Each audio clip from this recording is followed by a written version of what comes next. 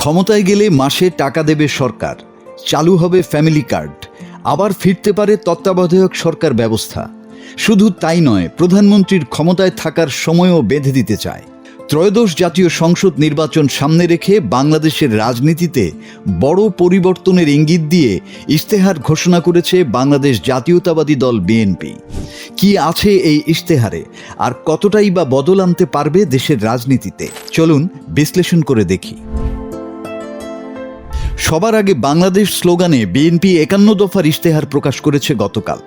এর মধ্যে 9টি বড় প্রতিশ্রুতি রয়েছে, যেখানে সবচেয়ে বেশি গুরুত্ব দেওয়া হয়েছে সামাজিক নিরাপত্তা, কর্মসংস্থান এবং সাংবিধানিক সংস্কারে।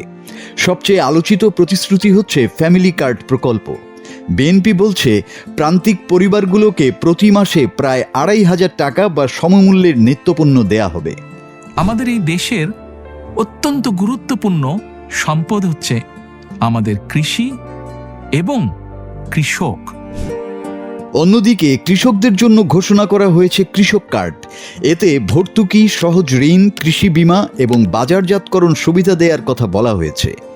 কৃষি নির্ভর দেশের জন্য এটি গুরুত্বপূর্ণ উদ্যোগ হলেও বাস্তব প্রয়োগ নির্ভর করবে প্রশাসনিক দক্ষতা ও স্বচ্ছতার উপর।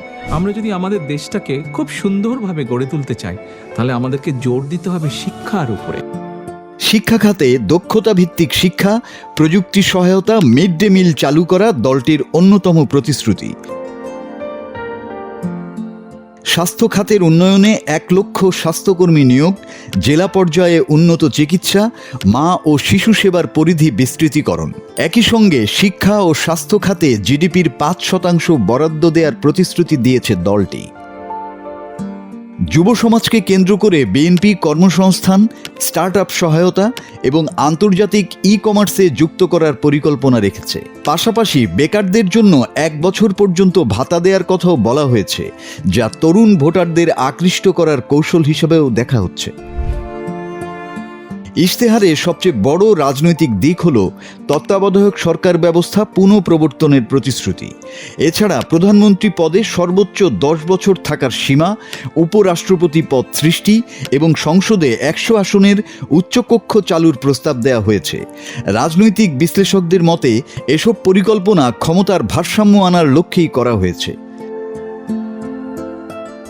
বিএনপি ডিজিটাল অর্থনীতিকে শক্তিশালী করতে পেপ্যাল চালু, ই-কমার্স হাব তৈরি এবং মেড ইন বাংলাদেশ পণ্যের রপ্তানি বাড়ানোর পরিকল্পনার কথা বলেছে। পরিবেশ রক্ষা ও জলবায়ু সহনশীলতা বাড়াতে বিশেষ পরিকল্পনা নিয়েছে দলটি। 20,000 কিলোমিটার নদী ও খাল খনন, 5 বছরে 25 কোটি গাছ রোপণ এবং আধুনিক বর্জ্য ব্যবস্থাপনা চালু করবে তারা। দেশপ্রেমী জনগণের স্বেচ্ছাশ্রম ও অংশগ্রহণেই পরিবেশ সংরক্ষণের উদ্যোগ নেবে। বিএনপির পররাষ্ট্রনীতির মূল লক্ষ্য হবে সবার আগে বাংলাদেশ নীতি অনুসরণ করা। দলটি বলছে, তারা সব দেশের সঙ্গে সমতা ও পারস্পরিক স্বার্থের ভিত্তিতে সম্পর্ক গড়তে চায়। এর মূল কথা, বন্ধু থাকবে কিন্তু প্রভু থাকবে না। 38টি দেশের কূটনীতিকদের উপস্থিতিতে ঘোষিত এই ইশতেহার সামাজিক নিরাপত্তা ও রাজনৈতিক সংস্কারের উপর বড় জোর দিয়েছে। তবে বাস্তবতা হলো, ইশতেহারের সাফল্য নির্ভর করবে অর্থনৈতিক সক্ষমতা, প্রশাসনিক দক্ষতা এবং রাজনৈতিক স্থিতিশীলতার উপর।